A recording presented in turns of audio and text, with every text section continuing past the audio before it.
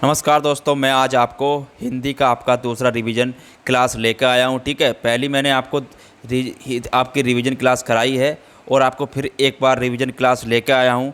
ठीक है, जिससे कि आपका सारा रिवीजन हो जाएगा। ठीक है, तो चैनल को लाइक शेयर सब्सक्राइब करते रहें। चलिए शुरुआत करते हैं हिंदी के पहले अध्याय से। देखिए, अध्याय 1 में क्या पढ़ेंगे। देखिए, भाषा में 4 भाषा परिवार हैं। भाषा की अगर बात करें, भारोपिया 73%, द्रविड़ 25%, ऑस्ट्रिक 1.3%, चीनी तिब्बती 0.7% है। भाषा में कितने 4 परिवार हैं? 4 परिवार हैं। ठीक है, तो ये 4 परिवार हैं। भारतीय आर्य भाषा, इसके कितने भाग हैं? 3 भाग हैं। ठीक है, कौन सा आपका? प्राचीन भारतीय आर्य भाषा, मध्यकालीन भारतीय आर्य भाषा, आधुनिक भारतीय आर्य भाषा। जो प्राचीन भारतीय आर्य भाषा है आपके 1500 से 500 ईस्वी पूर्व, मध्यकालीन भारतीय आर्य भाषा 500 ईस्वी पूर्व से 1000 ईस्वी पूर्व, आधुनिक भारतीय आर्य भाषा आपकी 1000 ईस्वी से अब तक। ठीक है, देखिए प्राचीन भारतीय आर्य भाषा की अगर बात करें तो आपकी इसमें वैदिक संस्कृत, जिसे बोलते हैं छांदस, यास्क पढ़ने द्वारा प्रयुक्त नाम है। ठीक है, क्या आपका? वैदिक संस्कृत। ठीक है, बात करें लैखिक संस्कृत की, तो लैखिक संस्कृत क्या है? देखिए, लैखिक संस्कृत जो है आपकी संस्कृत भाषा है, ये पढ़ने द्वारा नाम प्रयुक्त किया गया था। ठीक है, आगे बात करें मध्यकालीन भारतीय आर्य भाषा की, तो आपकी इसमें आपकी प्रथम प्राकृत काल पाली। ठीक है, 500 ईस्वी से पहली ईस्वी तक। ठीक है, इसमें क्या था? भारत की प्रथम भाषा बुद्ध के उपदेश क्या है आपके? प्रथम प्राकृतक काल पाली में ही है। ठीक है, द्वितीय प्राकृतक काल पाली की एक बात करें तो ये पहली ईस्वी से 500 ईस्वी तक। ठीक है, इसमें क्या है आपके? महावीर के उपदेश है। ठीक है, प्राकृतक काल प्राकृतक में। ठीक है, तृतीय प्राकृतक काल अपभ्रंश की अगर बात करें तो अपभ्रंश में आपके 500 ईस्वी से 1000 ईस्वी, इसमें क्या आपका? हिंदी इतिहास का आरंभ। अपहट की अगर बात करें तो 900 ईस्वी से, देखिए इतिहास का आरंभ अपहट में हुआ था 900 से 1100 ईस्वी तक। ठीक है, आधुनिक भारतीय आर्य भाषा की अगर बात करें, आधुनिक भारतीय आर्य आपकी जिसे बोलते हैं प्राचीन हिंदी, 1100 ईस्वी से 1400 ईस्वी तक। ठीक है, आगे बात करें हम मध्यकालीन हिंदी की। देखिए, मध्यकालीन हिंदी की बात करें तो 1400 ईस्वी से 1850 ईस्वी तक, और आधुनिक हिंदी 1850 से अब तक की। ठीक है, देखिए हिंदी का विकास कैसे हुआ। देखिए, हिंदी का विकास संस्कृत, फिर पाली, फिर आपका प्राकृतक, फिर अपभ्रंश, फिर अपभट्ट और फिर प्राचीन हिंदी होता हुआ आया है। ठीक है, संस्कृत आपकी 1500 ईस्वी पूर्व से 500 ईस्वी पूर्व, पाली आपकी 500 ईस्वी पूर्व से पहली ईस्वी तक, और प्राकृतक आपकी पहली ईस्वी से 500 ईस्वी तक, और अपभ्रंश आपकी 500 ईस्वी से 1000 ईस्वी तक, अभट्ट आपकी 900 ईस्वी से 1100 ईस्वी तक, प्राचीन या प्रारंभिक हिंदी आपकी 1100 ईस्वी से अब तक, जिसे बोलते हैं हम आधुनिक आर्य भाषा बोलते हैं। ठीक है, देखिए बात करें शौर श्रेणी की, तो शौर श्रेणी में आपकी गुजराती, पश्चिमी हिंदी, राजस्थानी आती है। ठीक है, बात करें अर्धमागधी की तो इसमें आपकी पूर्वी हिंदी आती है। बात करें मागही की तो इसमें आपकी बिहारी, उड़िया, असमिया, बंगला आती हैं। ठीक है, बात करें खस की तो खस में आपकी पहाड़ी भाषा आती है। प्राचंड की बात करें तो इसमें आपकी पंजाबी, सिंधी भाषा आती है। बात करें मराठी भाषा की, महाराष्ट्र की, तो इसमें आपकी मराठी भाषा आती है। देखिए, एक क्वेश्चन बनता है 14 सितंबर 1949 को आपका हिंदी राजभाषा, हिंदी स्वतंत्र संग्राम के दौरान राष्ट्रभाषा बनी थी। ठीक है, नागरिक प्रचार सभा का जो किसने किया था? आपका श्याम सुंदर दास ने किया था, और ये रामनारायण ने कहाँ पर किया था? काशी में। ठीक है, आयोजन किया था। हिंदी साहित्य सम्मेलन आपका मदन मोहन मालवीय द्वारा प्रयाग में 1910 में किया गया था। बात करें गुजरात विद्यापीठ की तो आपका ये हुआ था अहमदाबाद में 1920 में। ठीक है, हिंदुस्तान एकेडमी की अगर बात करें तो हिंदुस्तान एकेडमी का आयोजन आपका इलाहाबाद में 1927 में हुआ था। ठीक है, देखिए दक्षिण भारत की प्रचार सभा, दक्षिण भारतीय प्रचार सभा का जो हुआ था आपका कहाँ हुआ था? ये मद्रास में 1927 में। हिंदी विद्यापीठ कहाँ हुआ था इसका आयोजन? देवधर में 1929 में। राष्ट्रीय प्रचार समिति वर्धा में। महाराष्ट्र राष्ट्र सभा आपकी पुणे में हुई थी 1937 में। बम्बई हिंदी विद्यापीठ का आयोजन हुआ था मुंबई में 1938 में। असम राष्ट्रभाषा प्रचार समिति का गुवाहाटी में हुआ था 1938 में। ठीक है, बिहार राष्ट्रभाषा परिषद का गठन आपका हुआ था पटना में 1951 में। अखिल भारतीय हिंदी सभा का जो हुआ था आयोजन वो हुआ था नई दिल्ली 1964 में। ठीक है। नागरी लिपि परिषद नई दिल्ली में 1975 में हुआ था। देखिए अनुच्छेद 120 में संसद में प्रयोग की जाने वाली भाषा कौन सी है? आपकी हिंदी है। ठीक है। अनुच्छेद 210 राज्य विधानमंडल में प्रयोग की जाने वाली भाषा है। ठीक है। देखिए बात करें भाग 17 में 8वीं अनुसूची में राजभाषा अध्याय 1 में क्या है आपकी? संघ की भाषा अनुच्छेद 343 में क्या है आपकी? इसी कार्य संबंधित है आपके हिंदी से। ठीक है। अनुच्छेद 351 हिंदी के विकास के लिए निर्देश दिए गए हैं। ठीक है। देखिए 8वीं अनुसूची में 22 भाषाओं का उल्लेख है। ठीक है। 8वीं अनुसूची में क्या आपकी? 22 भाषाओं का उल्लेख है। देखिए बात करें कोरबी या खड़ी बोली की। देखिए कोरबी या खड़ी बोली का मूल नाम आपका कोरबी होता है। इसके केंद्र की अगर बात करें तो आपका कुरु जनपद, मेरठ, दिल्ली के आसपास का क्षेत्र। ठीक है। इसमें बोलने वालों की संख्या कितनी है? 1.05 से 2 करोड़ तक। ठीक है। इसके क्षेत्र क्या है? कोरबी या खड़ी बोली के मेरठ, बिजनौर, मुरादाबाद, रामपुर, अमरोहा, सहारनपुर, देहरादून, अम्बाला। ठीक है। तो ये इसके क्षेत्र हैं। ठीक है। मेरठ की बोली क्या है आपकी? आदर्श मानी जाती है। ठीक है। मेरठ की बोली क्या है आपकी? आदर्श मानी जाती है। ठीक है। देखिए ब्रजभाषा, ब्रजभाषा का अगर केंद्र की बात करें तो ब्रजभाषा का केंद्र आपका मथुरा है। ठीक है। केंद्र क्या है? मथुरा है। बोलने वालों की संख्या कितनी है? लगभग 3 करोड़ है। क्षेत्र की बात करें ब्रजभाषा की तो मथुरा, आगरा, अलीगढ़, धौलापुरी, मैनपुरी, एटा, बदायूं, बरेली में क्या बोली जाती है? आपकी ब्रजभाषा बोली जाती है। ठीक है। देश के बाहर तजिकिस्तान में भी ये ब्रजभाषा बोली जाती है। ठीक है। चलिए आगे बात करें अवधि की। तो अवधि का केंद्र क्या है आपका? अयोध्या, अवध है। बोलने वालों की संख्या कितनी है? 2 करोड़ है। ठीक है। क्षेत्र की अगर बात करें अवधी भाषा की तो लखनऊ, इलाहाबाद, फतेहपुर, मिर्ज़ापुर, उन्नाव, रायबरेली, सीतापुर, फैजाबाद, गोंडा, बस्ती, बहराइच, सुल्तानपुर, प्रतापगढ़, बाराबंकी। ठीक है। देश के बाहर कहाँ बोली जाती है? तो ये फिजी में बोली जाती है। ठीक है। देखिए बात करें भोजपुरी की तो भोजपुरी का केंद्र क्या है आपका? भोजपुर। बोलने वालों की संख्या कितनी है? लगभग 3.5 करोड़ है। ठीक है। क्षेत्र की बात करें तो बनारस, जौनपुर, गाजीपुर, बलिया, गोरखपुर, देवरिया, आजमगढ़, बस्ती, चंपारण, सारण में क्या है आपकी? भोजपुरी भाषा बोली जाती है। ठीक है। देश के बाहर Suriname, Fiji, Mauritius, Guyana, Trinidad में भी भोजपुरी भाषा बोली जाती है। ठीक है। देखिए अगली बात करें मैथिली की तो मैथिली का केंद्र आपका मिथिला या विदेह है। ठीक है। बोलने वालों की संख्या कितनी है मैथिली भाषा? तो 1.05 करोड़ है। क्षेत्र की बात करें इसका मैथिली भाषा का क्षेत्र दरभंगा, मधुबनी, मुजफ्फरपुर, पूर्णिमा, मंगेर है। ठीक है। आपकी मैथिली भाषा के क्षेत्र। ठीक है। चलिए पहला अध्याय हमारा समाप्त होता है। दूसरा देखते हैं। ठीक है। दूसरा अध्याय है हमारा वर्णमाला। ठीक है। वर्णमाला संबंधित जितने भी क्वेश्चन होंगे उनको कवर करेंगे। देखिए अक्षर से छोटी इकाई आपकी क्या होती है? ध्वनि होती है। भाषा की सबसे छोटी इकाई वर्ण है। वर्णों के व्यवस्थित समूह को वर्णमाला कहते हैं। शब्दों से छोटी इकाई अक्षर है। पदबंध से छोटी इकाई आपकी शब्द है। उपवाक्य से छोटी इकाई पदबंध है। वाक्य से छोटी इकाई उपवाक्य है। भाषा की सार्थक इकाई आपका वाक्य है। ठीक है। तो सबसे छोटी इकाई पूछ लेता है सबसे ज़्यादा तो क्या आपकी? वर्ण है। ठीक है। और भाषा की सार्थक इकाई क्या आपकी? इकाई वाक्य है। देखिए मानक हिंदी वर्णमाला के आधार पर अगर बात करें, मानक हिंदी वर्णमाला को उच्चारण के आधार पर अगर बात करें तो वर्ण कितने होते हैं? इसमें 45 होते हैं।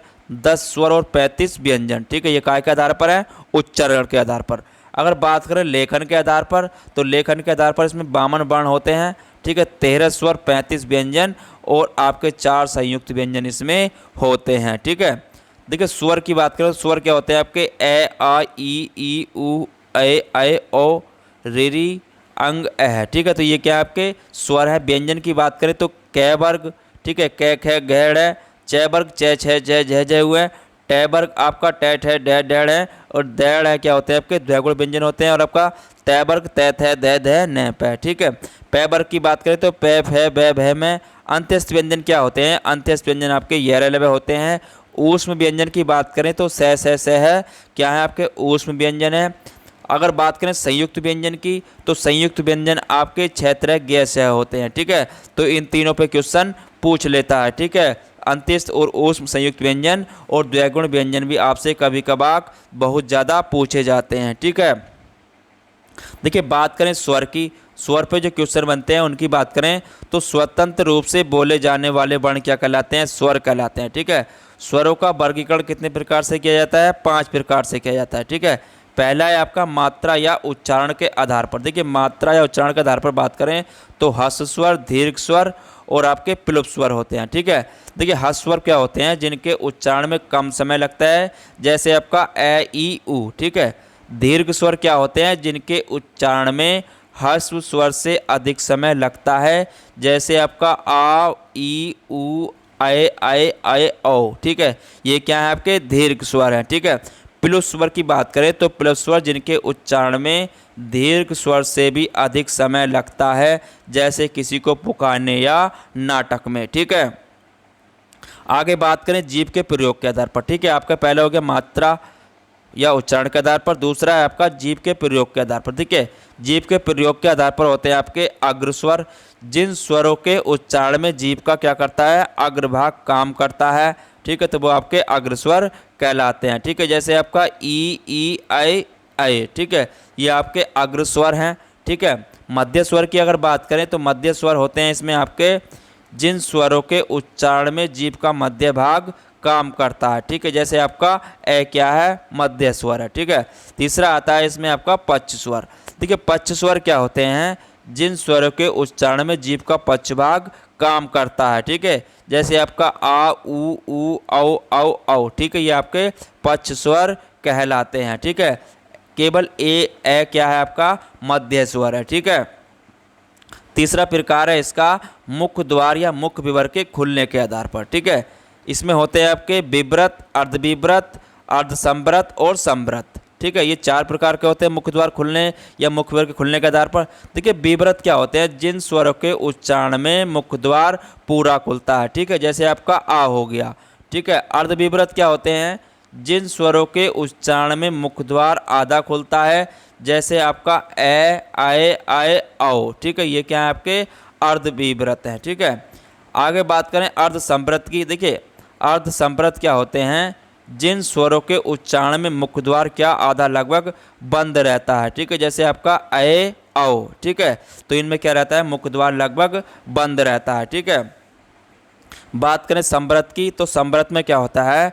जिन स्वरों के उच्चारण में मुख द्वार लगभग बंद रहता है। ठीक है, जैसे आपका ई उ हो गया। ठीक है, तो ये क्या हो गया? आपके संवृत स्वर हो गए। ठीक है, इनमें क्या होता है? मुख द्वार लगभग बंद सा ही रहता है। ठीक है, चौथा प्रकार होता है होठों की स्थिति के आधार पर। देखिए होठों की स्थिति के आधार पर अगर बात करें तो ये होता है 2 प्रकार का, व्रतमुखी और अव्रतमुखी। ठीक है, देखिए अव्रतमुखी और व्रतमुखी की बात करें तो पहले अव्रतमुखी देखें तो जिन स्वरों के उच्चारण में होठ व्रतमुखी या गोलाकार नहीं होते हैं। ठीक है, जैसे आपका ए आ ई ऐ हो गया। ठीक है, ये क्या आपके अव्रतमुखी स्वर हैं। ठीक है, व्रतमुखी की बात करें तो जिन स्वरों के उच्चारण में होठ क्या होते हैं? गोलाकार होते हैं, जैसे आपका उ औ। ठीक है, ये क्या आपके व्रतमुखी स्वर हैं। ठीक है, देखिए 5वां प्रकार होता है आपका हवा या हवा के मुख व नाक से निकलने के आधार पर। ठीक है, हवा मुख और नाक से निकलती है, उसके आधार पर होते हैं आपके 2 प्रकार के। ठीक है, निरुनासिक जिन्हें बोलते हैं मौखिक स्वर या अनुनासिक स्वर। ठीक है, तो निरुनासिक स्वर क्या होते हैं?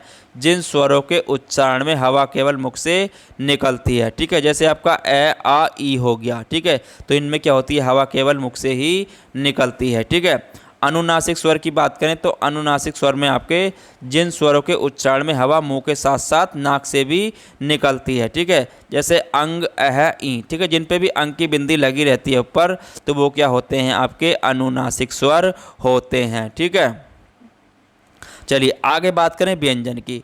देखिए व्यंजन की अगर बात करी जाए तो व्यंजन से जितने भी संबंधित में क्वेश्चन बनेंगे मैं आपको सभी इसमें करा दूंगा। ठीक है, देखिए स्वर की सहायता से बोले जाने वाले वर्ण क्या होते हैं? आपके व्यंजन कहलाते हैं। ठीक है, जितने भी स्वर की सहायता से बोले जाते हैं वो क्या कहलाते हैं? आपके व्यंजन कहलाते हैं। ठीक है, प्रत्येक उच्चारण में ए स्वर मिला होता है। ठीक है, प्रत्येक के उच्चारण में क्या होता है? हर एक व्यंजन के ए स्वर मिला होता है। ठीक है, अब बात करें पहले स्पर्श व्यंजन की। देखिए स्पर्श व्यंजन क्या होते हैं।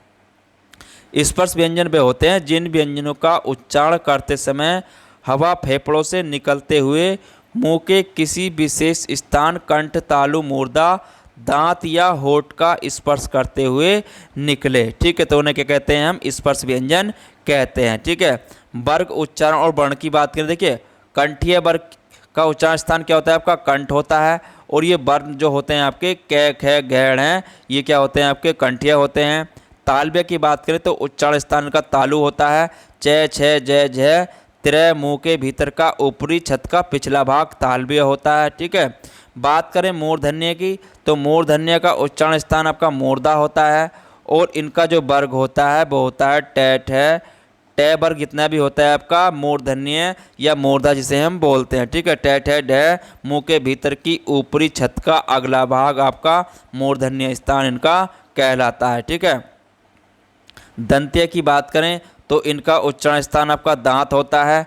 ठीक है, वर्ग, वर्ण की बात करें तो आपका त, थ, ध, ध, न वर्ग के पूरे वर्ण होते हैं। ठीक है, बात करें ओष्ठ्य की तो ओष्ठ्य का उच्चारण स्थान आपका ओठ होता है।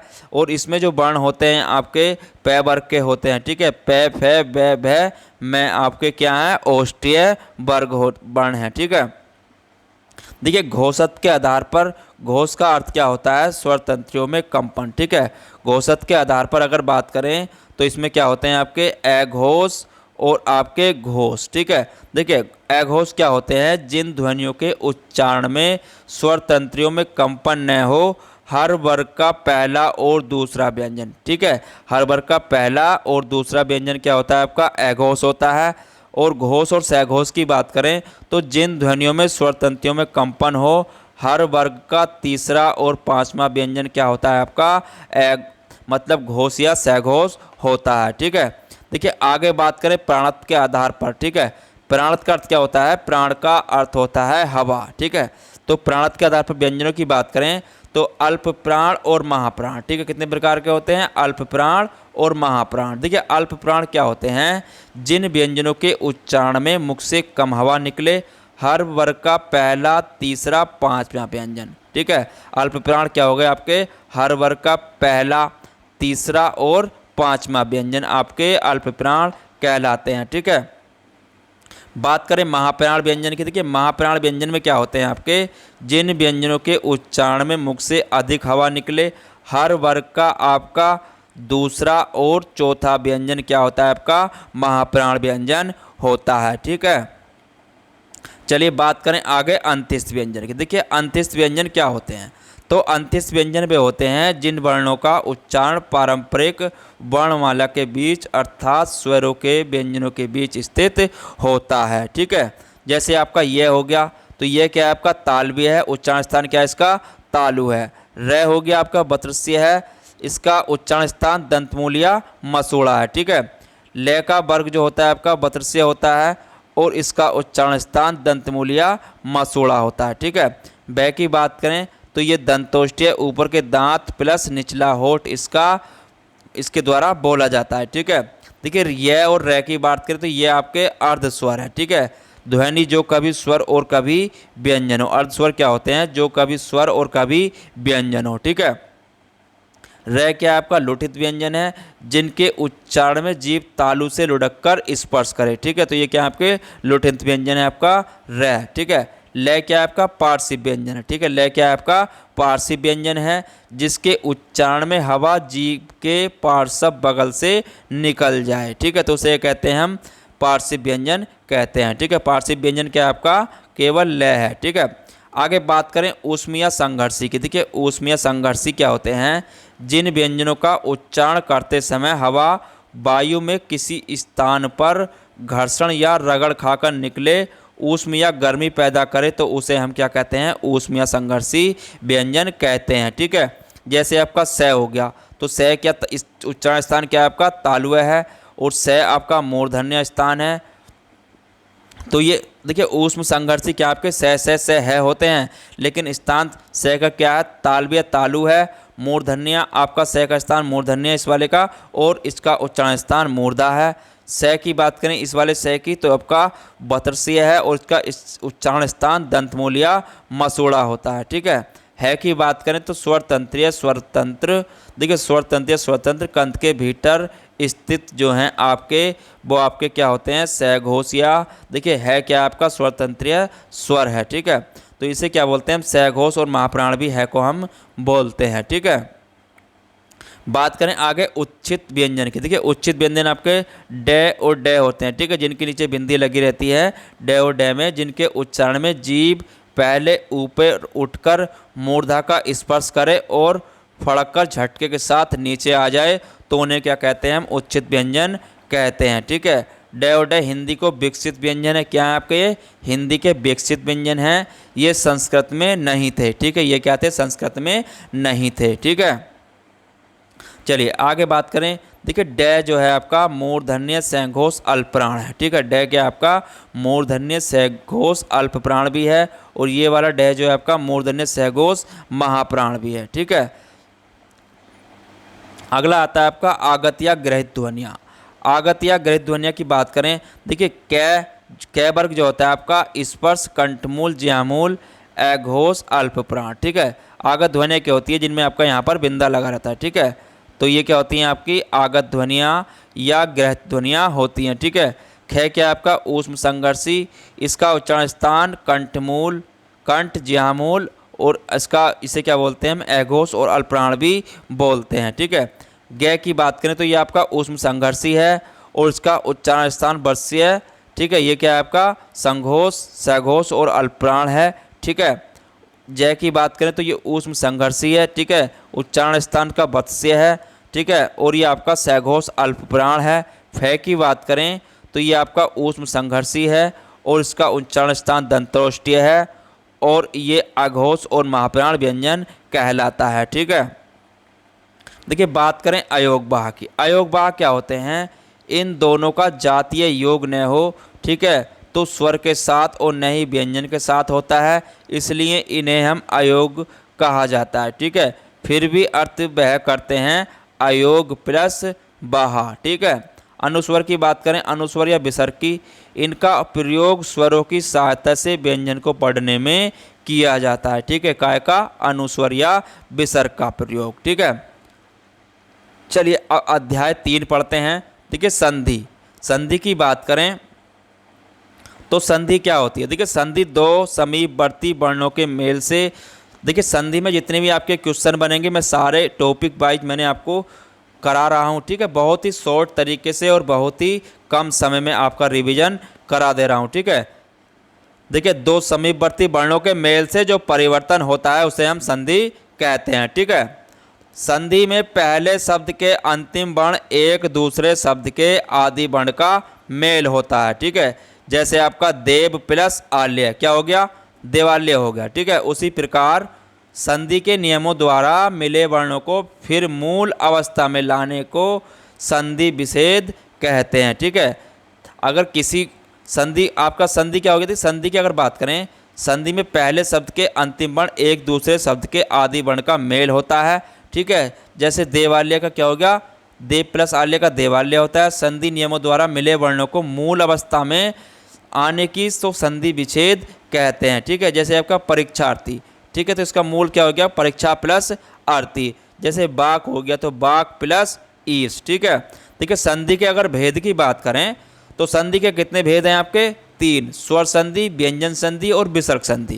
देखिए स्वर संधि होती क्या है, संधि का पहला वर्ण यदि स्वर है तो स्वर संधि होगी, संधि का पहला वर्ण यदि व्यंजन है तो व्यंजन संधि होगी, संधि का पहला वर्ण विसर्ग युक्त है तो विसर्ग संधि होगी। ठीक है, तो ये पहचानने के बहुत ही आसान नियम है। ठीक है, देखिए बात करें स्वर संधि, स्वर के बाद अर्थात दो स्वरों के मेल से जो परिवर्तन होता है उसे हम स्वर संधि कहलाता है। ठीक है, जैसे आपका सूर्य अस्त। ठीक है, तो ये क्या हो गया आपका सूर्यास्त महा प्लस आत्मा। ठीक है, यहाँ पर क्या है आपका ए प्लस आ आया। ठीक है, तो ये क्या हो गया आपका महात्मा। ठीक है, देखिए इसके भाग कितने होते हैं, अगर इसके भाग की बात करें तो आपके ये होते हैं आपके दीर्घ संधि, गुण संधि, वृद्धि संधि, यण संधि और अयादि संधि। ठीक है,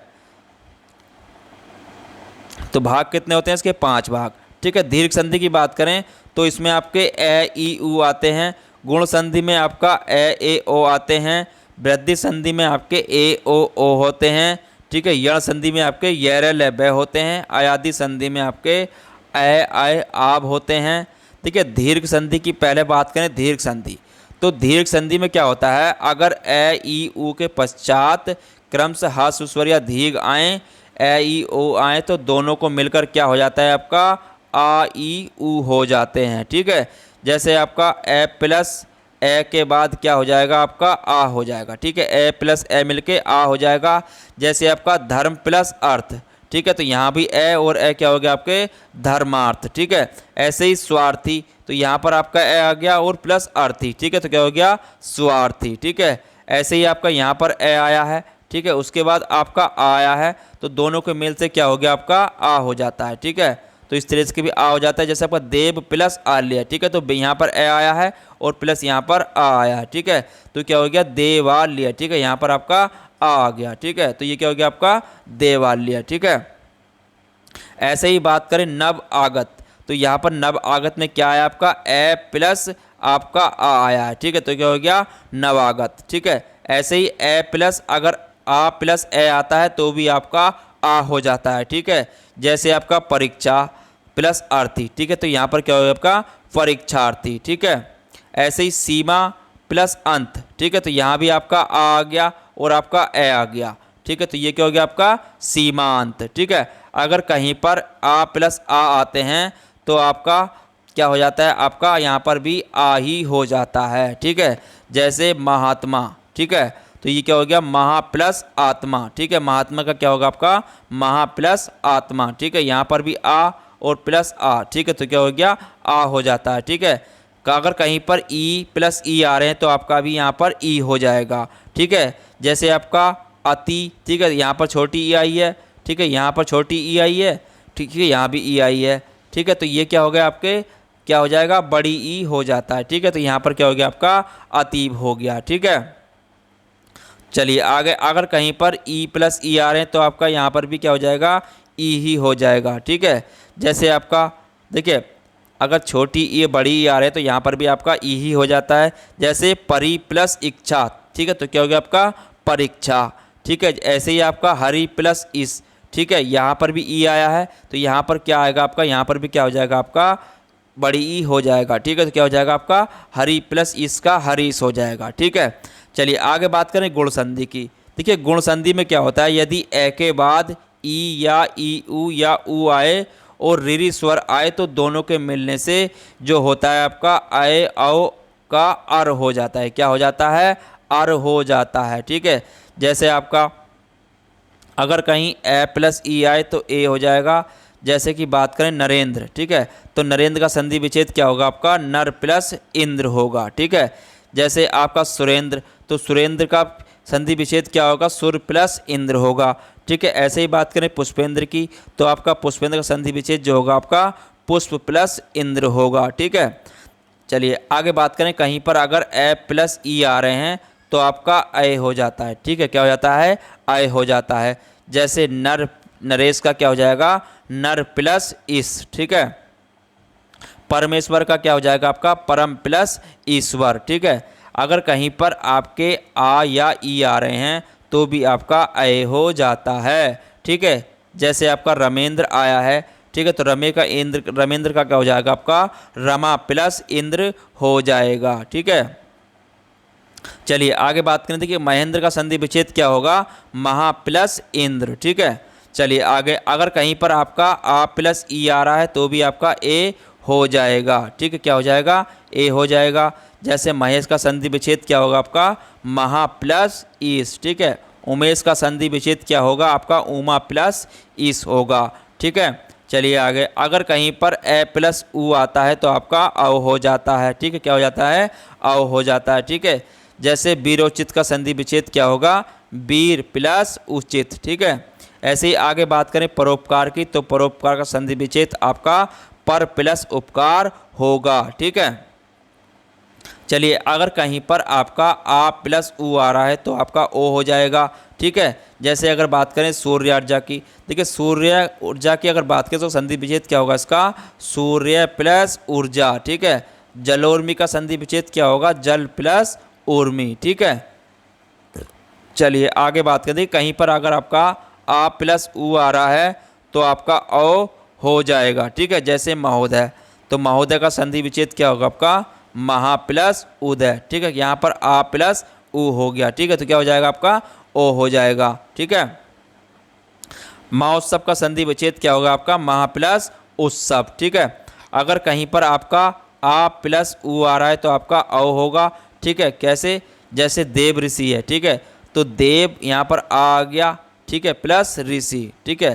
तो ये क्या हो गया आपका, यहाँ पर देव प्लस ऋषि, इसका देव ऋषि का संधि विच्छेद होगा, ठीक है। अगर कहीं पर आ प्लस ऋरी आ रहा है तो आपका अर हो जाएगा, ठीक है। आ प्लस ऋरी आ रहा है तो आपका अर हो जाएगा। जैसे महर्षि का संधि विच्छेद क्या होगा, महा प्लस ऋषि होगा, ठीक है।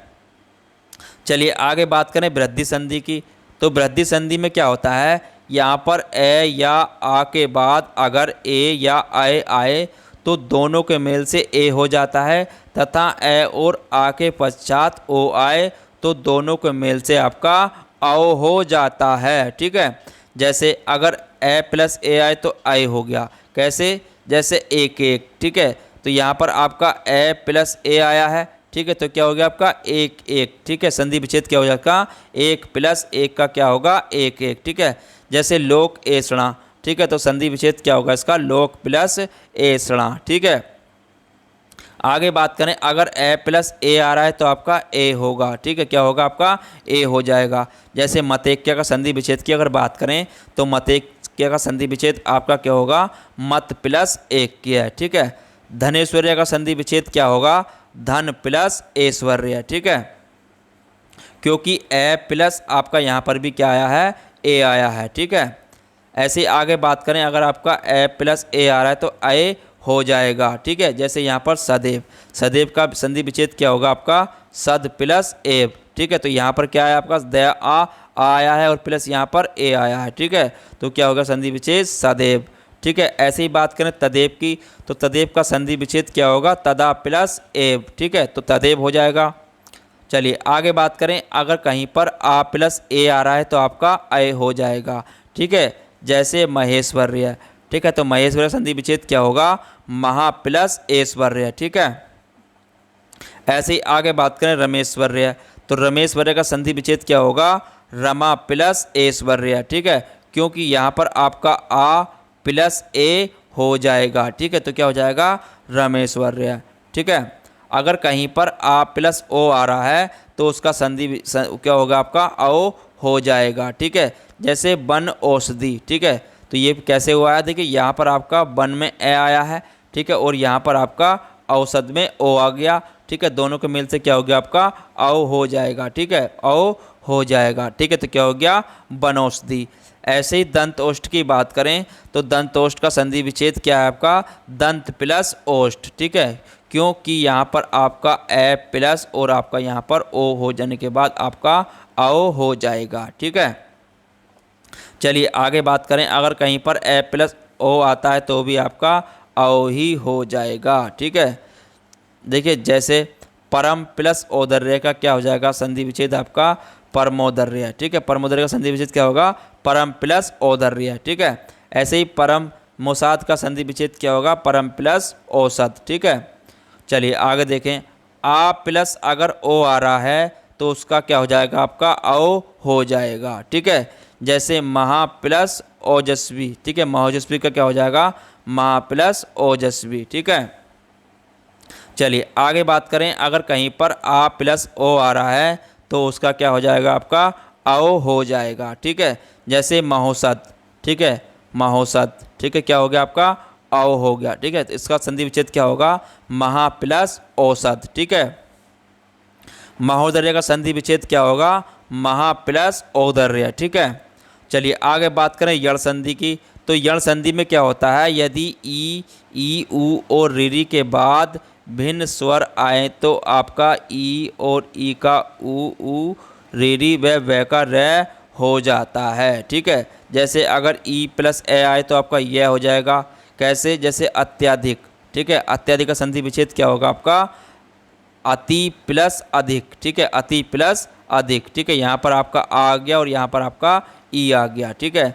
ऐसे ही यद्यपि, यद्यपि में संधि विच्छेद क्या होगा? यदि प्लस अधि, ठीक है।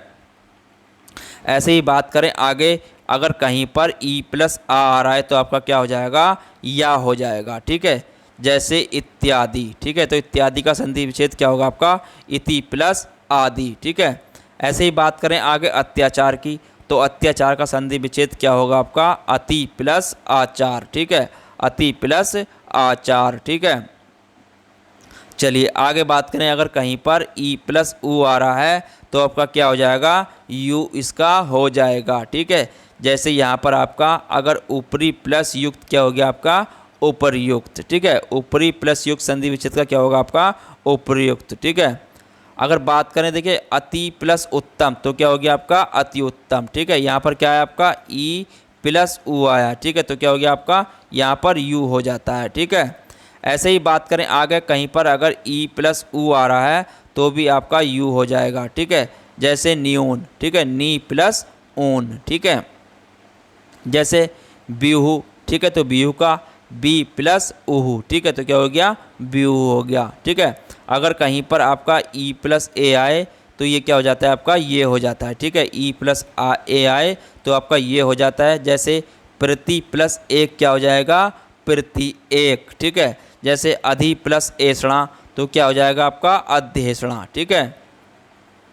चलिए आगे बात करें, अगर कहीं पर ई प्लस आ रहा है तो आपका या हो जाता है। क्या हो जाता है? या हो जाता है, ठीक है। जैसे देवी प्लस आगमन, ठीक है। तो यहाँ पर आपका ई और आ आया है तो क्या हो जाएगा? यहाँ पर देव्यागमन, ठीक है। तो यहाँ पर आपका या आ गया, ठीक है। जैसे सखी प्लस आगमन, ठीक है। तो यहाँ पर क्या हो गया? सख्यागमन, ठीक है। तो यहाँ पर आपका क्या हो जाएगा? आ हो जाएगा, ठीक है। चलिए आगे बात करें, अगर कहीं पर ई या ए आ रहा है तो आपका ये हो जाएगा, ठीक है। डबल मात्रा वाला ये है, ठीक है। जैसे सखी प्लस ऐश्वर्य है, ठीक है। तो क्या हो जाएगा आपका? ये सक्वेश्वर्य, ठीक है। अगर कहीं पर आपका ए प्लस ए आए तो आपका क्या हो जाता है? आपका बै हो जाता है, ठीक है। जैसे सु प्लस अच, ठीक है। तो क्या हो जाएगा आपका? स्वच्छ, ठीक है। सु प्लस ए क्या हो जाएगा? स्वच्छ, ठीक है। अनु प्लस ए तो क्या हो जाएगा आपका? अन्व्यय, ठीक है। चलिए आगे बात करें, अगर कहीं पर आपका उ प्लस आ रहा है तो क्या हो जाएगा आपका? बा हो जाएगा, ठीक है। जैसे सु प्लस आगत, ठीक है। तो क्या हो गया आपका? स्वागत, ठीक है। ऐसे ही आगे बात करें, मधु प्लस आल्य तो क्या हो जाएगा? मध्यल्य, ठीक है। क्या हो जाएगा? मध्यल्य, ठीक है। चलिए आगे बात करें, अगर कहीं पर आपका उ प्लस ई आ रहा है तो आपका क्या हो जाएगा? बी हो जाएगा, ठीक है। जैसे अनु प्लस इति, ठीक है। तो क्या हो जाएगा आपका? औन्नति, ठीक है। ऐसे ही आगे बात करें, अनु प्लस इत का क्या हो जाएगा आपका? अन्वित, ठीक है। क्या हो जाएगा आपका? अन्वित, ठीक है। चलिए आगे बात करें आयादी संधि की। देखिए आयादी संधि क्या होती है? आयादी संधि में आपका यदि ए औ और स्वरों के मेल दूसरे स्वरों से हों तो ए का अय, ए का आय, ओ का आब तथा ओ का आब के रूप में परिवर्तन हो जाता है, ठीक है। जैसे यहाँ पर ए प्लस ए आया तो अय हो गया, ठीक है। जैसे ने प्लस अयन तो क्या हो गया आपका? नयन, ठीक है। से प्लस अन तो क्या हो गया? शयन, ठीक है।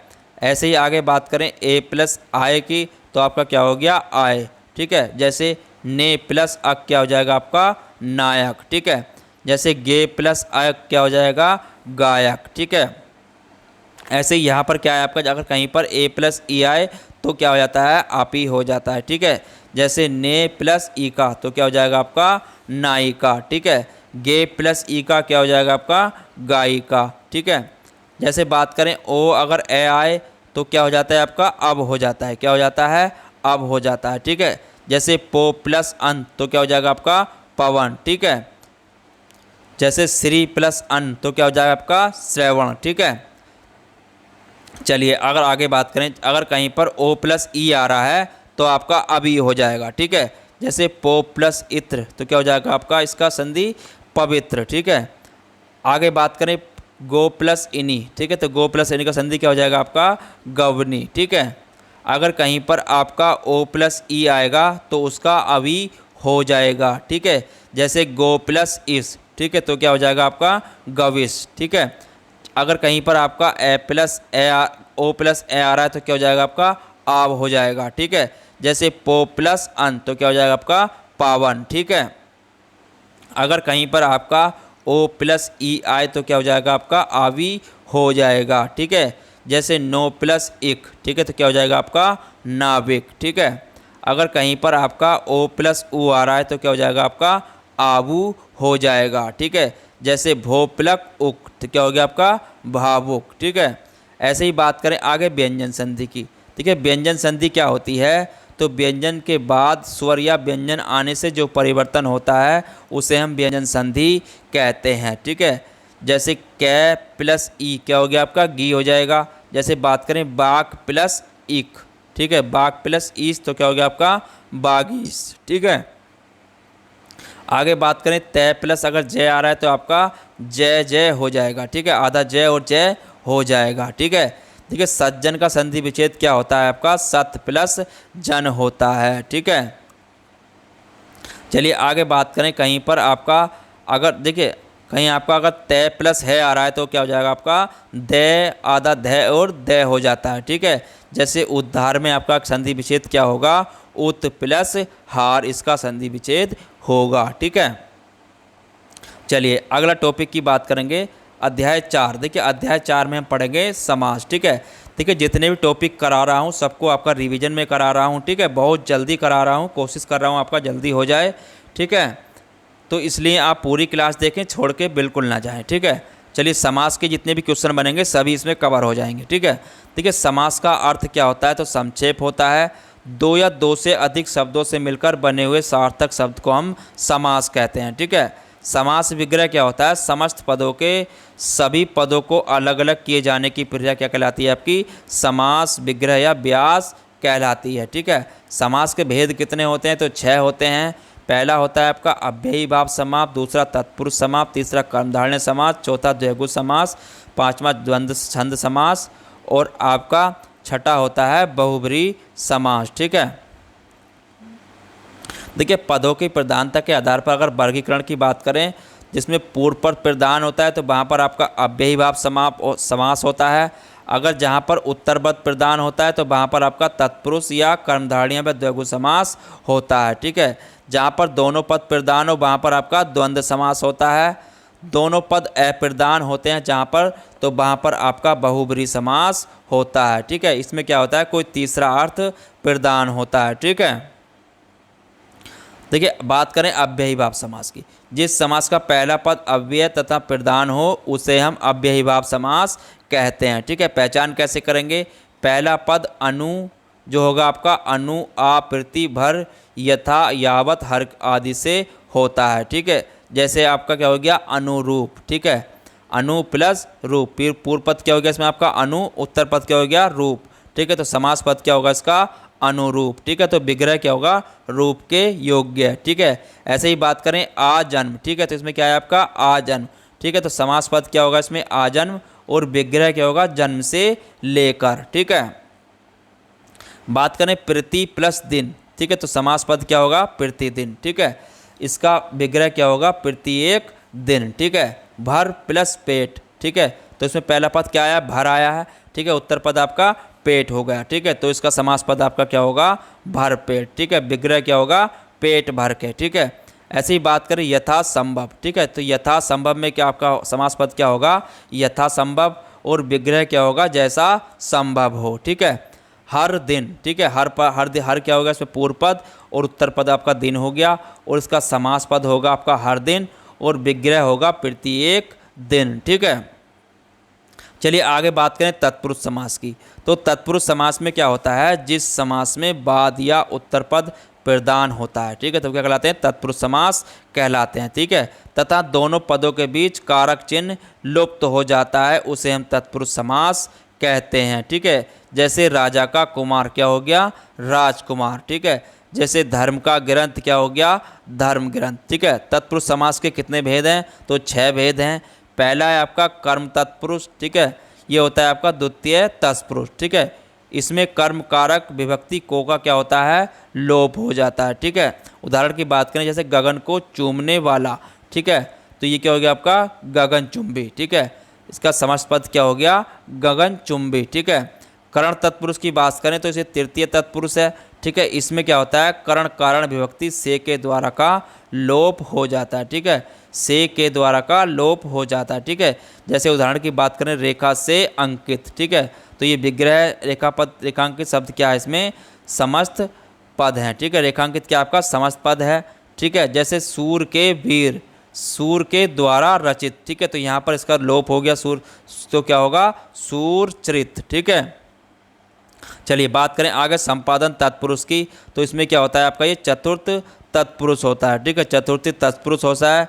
इसमें जो होता है संप्रदान कारक विभक्ति के लिए लुप्त हो जाता है, ठीक है, के लिए क्या होता है लुप्त हो जाता है, ठीक है। जैसे प्रयोग के लिए शाला, ठीक है, तो के का प्रयोग यहाँ पर के का लुप्त हो जाएगा तो क्या हो जाएगा प्रयोगशाला, ठीक है। जैसे डाक के लिए गाड़ी, ठीक है, तो क्या हो जाएगा यहाँ पर डाक गाड़ी, ठीक है।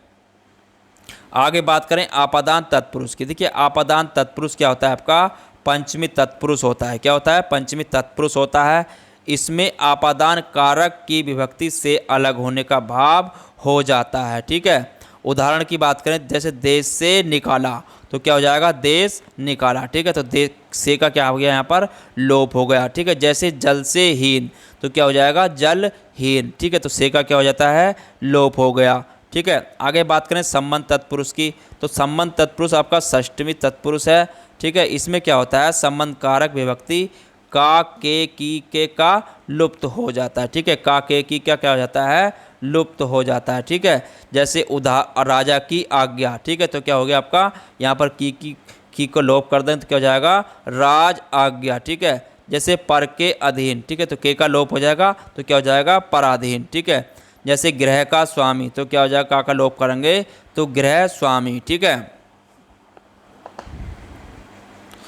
जैसे आगे बात करें अधिकरण तत्पुरुष, तो अधिकरण तत्पुरुष आपका सप्तमी तत्पुरुष है, ठीक क्या है सप्तमी तत्पुरुष है। इसमें क्या होता है अधिकरण कारक की विभक्ति में पर लुप्त हो जाता है, ठीक है।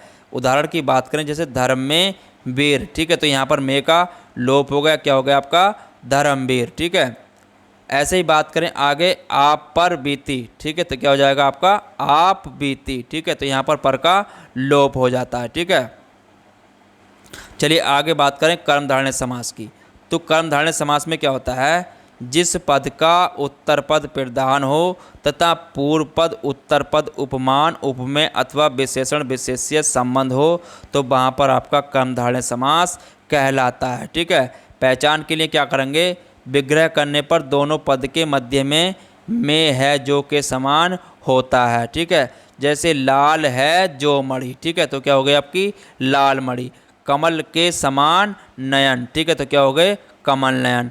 कनक सी लता, ठीक है, तो यहाँ पर की सी लता तो क्या हो गई कनक लता। देह रूपी लता, ठीक है, तो यहाँ पर क्या हो गई देह लता, ठीक है। चलिए आगे बात करें द्विगु समास की, देखिए द्विगु समास क्या होते हैं जिस समस्त पद का पूर्व पद क्या हो संख्यावाचक हो विशेषण हो वहाँ पर द्विगु समास कहलाता है, ठीक है। इसमें क्या होता है समूह या समाहार का ज्ञान होता है। जैसे दो पहरों का समूह क्या हो गया आपका दोपहर, चार राहों का समूह क्या हो गया आपका चौराहा, ठीक है, तो इसमें क्या होता है संख्यावाचक विशेषण होता है। तो वहाँ पर आपका जहाँ भी संख्या का अगर पूछ रहा है तो वहाँ पर क्या होगा आपका द्विगु समास होगा, ठीक है। आगे बात करें द्वंद्व समास की, देखिए द्वंद्व समास में क्या होता है जिस समस्त पद के दोनों पद प्रधान हो तथा विग्रह करने पर और अथवा या एवं लगता हो तो वहाँ पर आपका द्वंद्व समास होता है, ठीक है। जैसे बात करें दोनों पदों के बीच प्राय क्या होता है आपका योजक चिन्ह का प्रयोग होता है, ठीक है। जैसे नदी और नाले, ठीक है, तो यहाँ पर और का लोप हो जाएगा और नदी के नाले के बीच आपका योजक चिन्ह लग जाएगा, ठीक है, तो वहाँ पर क्या होता है आपका द्वंद्व समास होता है, ठीक है। जैसे ठंडा या गर्म, ठीक है, तो यहाँ पर क्या हो जाएगा ठंडा गर्म, ठीक है, इनके बीच में योजक चिन्ह का प्रयोग होता है, ठीक है। आगे बात करें बहुब्रीहि समास की, देखिए बहुब्रीहि समास क्या होता है इसमें कोई पद प्रधान नहीं होता है, ठीक है, दोनों पद मिलकर किसी तीसरे पद की ओर संकेत करते हैं। जैसे लंबोदर, ठीक है, तो इसका क्या हो गया, लंबा है उधर जिसका, तो कौन हो गया, गणेश, ठीक है। जैसे निशाचर, तो निशाचर होता है निशा में विचरण करने वाला, कौन हो गया, राक्षस, ठीक है। संधि और समास में अंतर की बात करते हैं। संधि और समास के अगर अंतर की बात करें तो दोनों का अर्थ ही क्या है, मेल ही है, ठीक है। दोनों की अर्थ क्या है, मेल ही है। संधि क्या है, संधि वर्णों का मेल है, वर्णों के योग से वर्ण परिवर्तन होता है, ठीक है। संधि के तोड़ने को क्या कहते हैं, हम संधि विच्छेद कहते हैं, ठीक है। बात करें समास की, तो समास क्या है, शब्दों का मेल है। समास में ऐसा नहीं होता है, ठीक है। समास के बहुत से पदों में कारक चिन्ह का प्रयोग हो जाता है, ठीक है। समास के पदों को अलग करने को समास विग्रह कहते हैं, ठीक है। तो ये इसमें अंतर है, ठीक है। चलिए अगला अध्याय पढ़ेंगे, पांचवा अलंकार, ठीक है। देखिए जितने भी करा रहा हूँ सभी आपको इसमें, सभी क्वेश्चन आपके इसमें कवर हो जाएंगे, ठीक है। तो अलंकार पढ़ेंगे अब, ठीक है। अलंकार से संबंध जितने भी क्वेश्चन होंगे इसमें कवर हो जाएंगे, ठीक है। देखिए अलंकार का शाब्दिक अर्थ होता है आभूषण, ठीक है। क्या होता है, आभूषण। जैसा सुवर्ण आदि के आभूषणों से शरीर की शोभा बढ़ती है, उसी प्रकार काव्य अलंकारों से काव्य की क्या बढ़ती है, शोभा बढ़ती है, ठीक है। देखिए आचार्य दांडी के शब्दों में काव्य शोभाकारक धर्मांकन अलंकार पश्चात वाक्य के शोभाकारक धर्म गुण अलंकार कहलाते हैं, ठीक है। केशव दास क्या थे, हिंदी के अलंकारवादी कवि थे, ठीक है। अलंकार के अगर भेद की बात करें तो 3 प्रकार इसके होते हैं, ठीक है। एक होता है शब्दालंकार, अर्थालंकार, आधुनिक अलंकार। देखिए शब्दालंकार पर आश्रित अलंकार क्या है, आपके शब्द पर आधारित शब्दालंकार, अर्थ पर आश्रित अलंकार अर्थालंकार। आधुनिक अलंकार क्या है, आधुनिक काल में पाश्चात्य साहित्य से आए अलंकार, ठीक है। देखिए शब्दालंकार के 5 भाग हैं, ठीक है। कितने हैं, 5 भाग हैं, ठीक है। शब्दालंकार के 5 भाग हैं, कौन से, पहला है इसमें आपका अनुप्रास अलंकार, छेकानुप्रास अलंकार, वात्यानुप्रास अलंकार, लाटानुप्रास अलंकार, यमक अलंकार, ठीक है, ठीक है। देखिए अनुप्रास अलंकार, ठीक है। अनुप्रास अलंकार के कितने हैं, 3 है, छेकानुप्रास अलंकार, वात्यानुप्रास अलंकार, लाटानुप्रास अलंकार, ठीक है। उसके बाद आपका आता है यमक अलंकार, श्लेष अलंकार, वक्रोक्ति अलंकार, विवत्सा अलंकार, ठीक है। देखिए वक्रोक्ति अलंकार के आपके श्लेष मूला वक्रोक्ति और काकुमूला वक्रोक्ति, ठीक है। बात करें अनुप्रास अलंकार की, देखिए अनुप्रास अलंकार की अगर बात करें तो इसमें व्यंजनों वर्णों की क्या होती है, व्यंजन वर्णों की इसमें आवर्ती होती है, ठीक है। इसमें क्या होता है, इसका पहला छेकानुप्रास अलंकार की बात करें तो इसमें अनेक व्यंजनों की बार बार स्वरूप क्रमश आवर्ती होती है, ठीक है। जैसे बंधव गुरु पद पदुम परागा, ठीक है। तो यहाँ पर क्या आपका, देखिए यहाँ पर जो हुई है आपकी सुचूरी सुबास सरस अनुरागा, ठीक है। तो यहाँ पर स्वरूप की आकृति क्या हो रही है, पद पदुम, पद में पदुम में पद की आवर्ती हो रही है, सुरुचि में सर की आवर्ती हो रही है, ठीक है। यहाँ पर पद पदों में पर की आवर्ती हो रही है पद की, ठीक है। सुरुचि सुबुर में काय की हो रही है, आपकी सर की आवर्ती हो रही है, ठीक है। दूसरा आता है क्रम की आवर्ती। क्रम की आदि आवर्ती क्या है, यहाँ पर पदुम पद ने पै के बाद दै, सुरुचि सरस में सै के बाद आपका रै की आवर्ती हुई है, ठीक है। तो यहाँ पर क्या होता है, आपका छेकानुप्रास अलंकार होता है, ठीक है। बात करें वात्स्यानुप्रास अलंकार की, तो यहाँ पर अनेक व्यंजनों के अनेक बार स्वरूपत व क्रम से आवर्ती होती है, ठीक है। उदाहरण की बात करें जैसे कलावती, केलावती, कलिंजा, ठीक है। तो इसमें क्या हुई है, आवर्ती जो हुई है कल की 2 बार आवर्ती है, ठीक है। कल केलावती, ठीक है। तो कल की 2 बार आवर्ती हुई है, ठीक है। जैसे क्रम्स क्या है, कै ले की 2 बार आवर्ती हुई है, ठीक है। तो लाटानुप्रास अलंकार की बात करें तो तात्पर्य मात्र के भेद से अर्थ व अर्थ दोनों ही पुनरुक्ति होती है, ठीक है। जैसे लड़का तो लड़का ही है, ठीक है। तो लड़के की यहाँ पर क्या हुई है, 2 बार पुनरुक्ति हुई है, ठीक है, अर्थात पुनरुक्ति हुई है, ठीक है। यमक अलंकार की अगर बात करें तो यमक अलंकार शब्दों की आवर्ती जहाँ एक बार प्रयुक्त हो अर्थ अलग हो वहाँ पर क्या होता है, आपका अर्थ अलंकार होता है, ठीक है। क्या होता है, यमक अलंकार होता है, ठीक है। जैसे कनक कनकते सोगुनी, मादकता अधिकाय, बा खाए बोराए, जगिया बा पाए बोराए, ठीक है। तो किसने कहा था, ये बिहारी ने कहा था।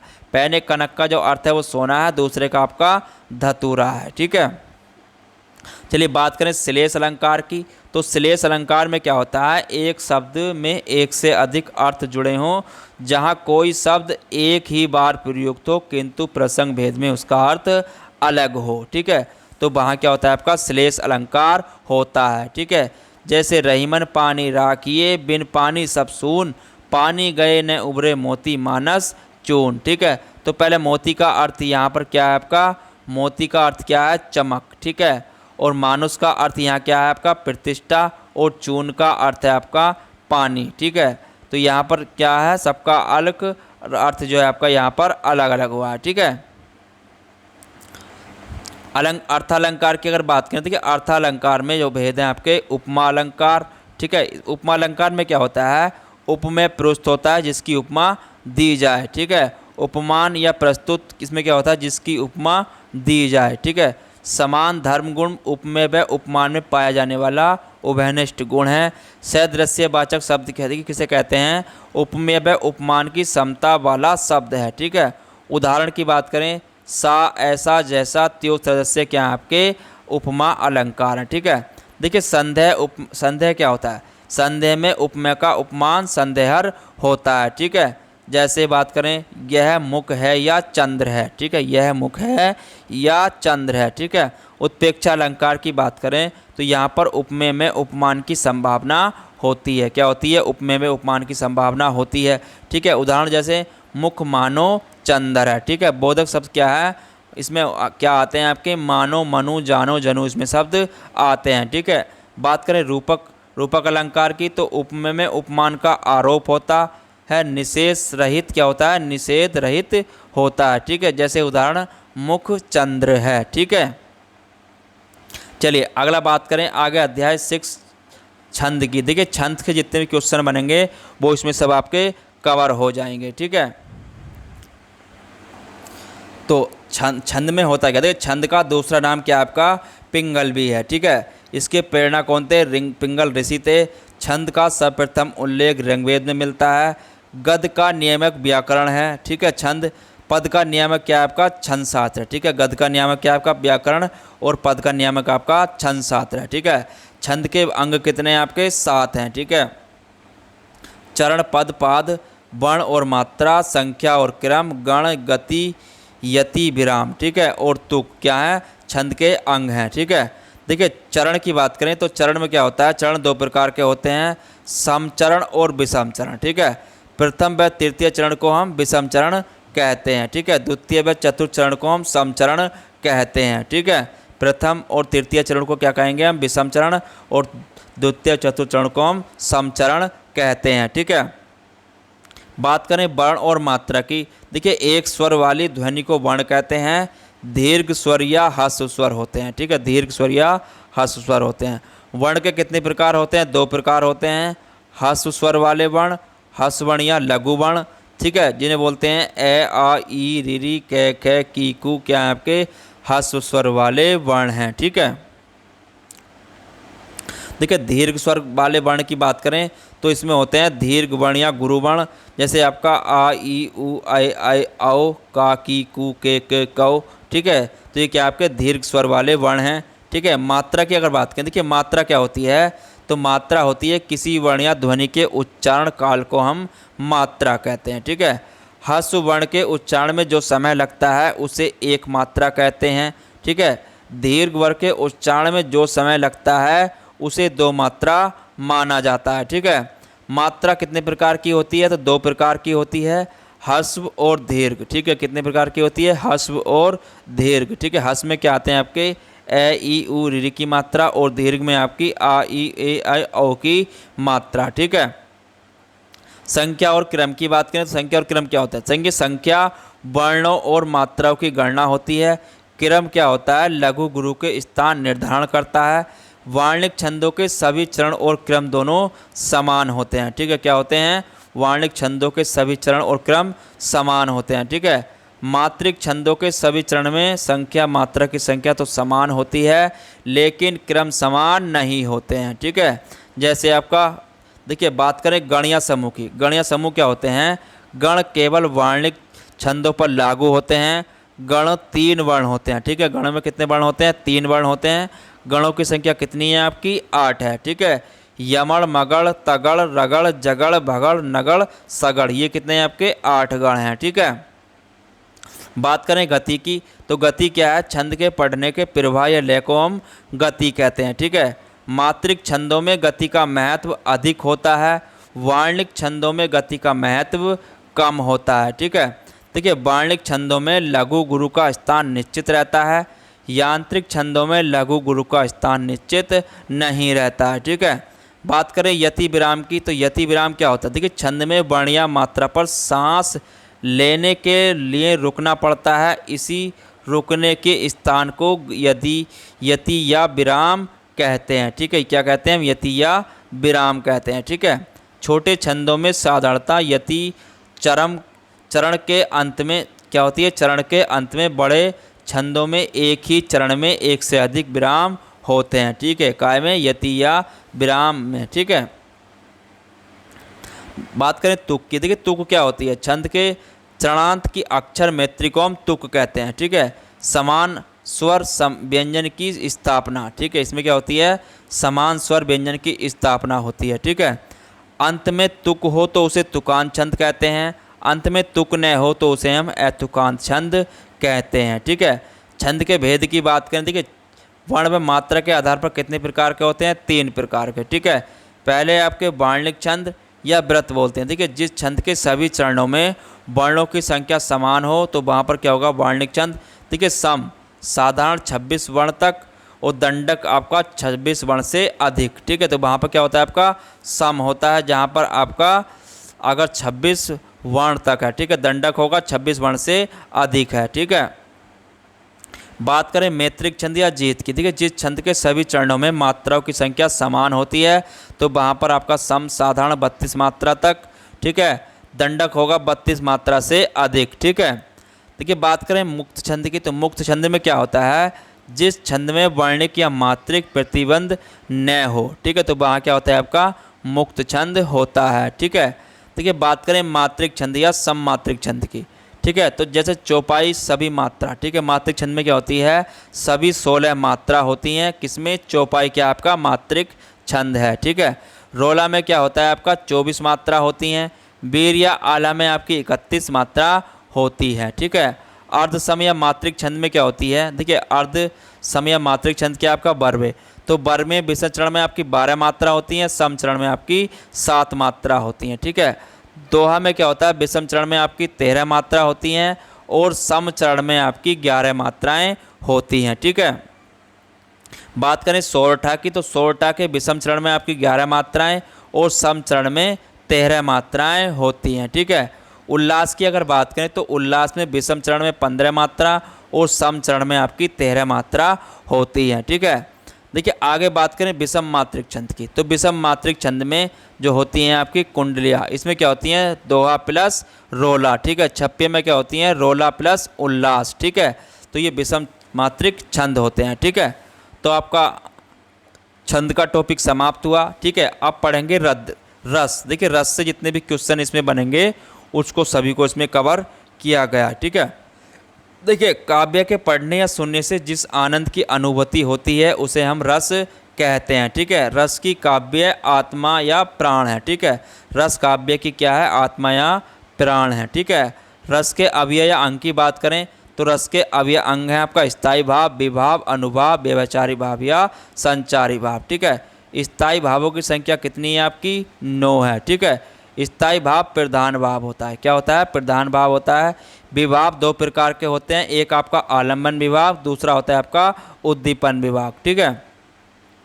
आलम्बन विभाव क्या होता है? जिसका आसंबन या सहारा पाकर स्थायी भाव जागत हो, ठीक है, जागते हो, जैसे नायक नायिका, ठीक है। तो वहाँ पर क्या होगा? आपका आलम्बन विभाग। आश्रलंबन क्या होगा? जिसके मन में भाग जगे, ठीक है।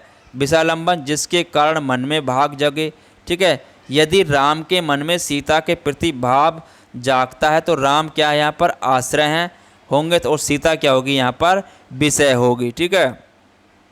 बात करें उद्दीपन विभाव की, देखिए उद्दीपन विभाव क्या होता है? जिन वस्तुओं या परिस्थितियों को देखकर स्थायी भाव उद्दीपित होने लगता है, जैसे चांदनी, कोकिल, नायक, नायिका। ठीक है, तो ये काय के उदाहरण है उद्दीपन विभाग के। ठीक है, जैसे बात करें अनुभव, अनुभव क्या होता है? मनोगत भाव को व्यक्त करने वाले शरीर विकर अनुभव कहलाते हैं। ठीक है, क्या कहलाते हैं? शरीर विकर अनुभव कहलाते हैं। ठीक है, इनकी संख्या कितनी है? तो इनकी संख्या 8 है। ठीक है, स्तंभ, स्वेदे, रोमांच, स्वरभंग, कंप, विणता, रंगहीनता, आश्रु, प्रलय। ठीक है, तो ये काय के हैं? आपके अनुभव के। ठीक है, अनुभव हैं। ठीक है, आगे बात करें संचारी या व्यभिचारी भाव की। देखिए, संचारी या व्यभिचारी भाव की बात करें, मन में संचारण करने वाले आने जाने वाले भावों को संचारी या व्यभिचारी भाव कहते हैं। ठीक है, इनकी संख्या कितनी है?